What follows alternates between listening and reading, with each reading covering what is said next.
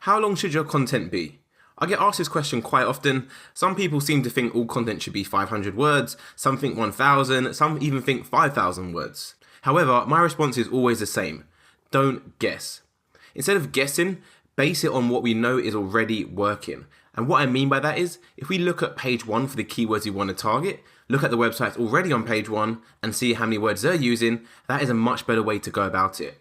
I actually have a 2-step process for this. Step 1 is work out the average of the top 3 websites. And then step 2 is plus 10% contingency, just so we know what there are abouts. This works really well for me and has never let me down. Essentially what we're doing here is we're mimicking what is already working. If the top 3 websites on page 1 roughly have 1,500 words, then you want to follow suit and also have 1,500 words. However, adding another 10% just ensures you're better than them. However, don't just add another 10% of words for the sake of it. You need to make sure your content is actually worth it and provides value. So instead of just giving you this information, I always like to go one step further. So we're going to head over to Google now and I'm going to show you exactly how this works with a live walkthrough. So let's imagine the keyword you want to be on page 1 for is, do you need a yoga mat? What I'd simply do is go over to Google and Google that keyword. So, do you need a yoga mat?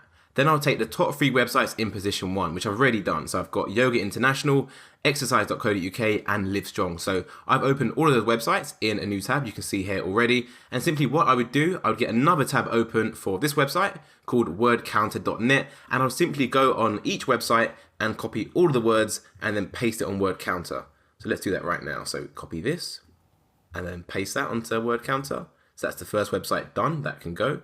Second website, let's copy all of the content. Seems a little bit longer than the first one. Let's copy that. And we'll paste that into WordCounter right at the bottom as well. Now we're done with the second website. Let's look at the third website. Let's copy all of this content. Oh, not sure what happened there. Let's take all that down. Seems to be a lot. Like so. Seems to be pretty equivalent, to be honest with you. We'll paste that in there. Scroll to the top. And as you can see, we have 2,905 words across 3 different websites. So simply what I would do, I would go to an online calculator, type in 2905, divide that by 3 as we checked 3 websites.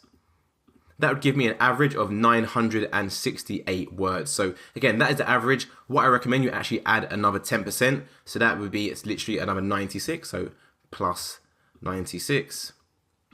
Which gives us a total of 1,064 words. Again, you don't need to work exactly to 1,064, but if this was me creating the content, then I would make sure my content is around the 1,000 word mark, as that way I know I'm going to fit in with what the other websites on page 1 are doing.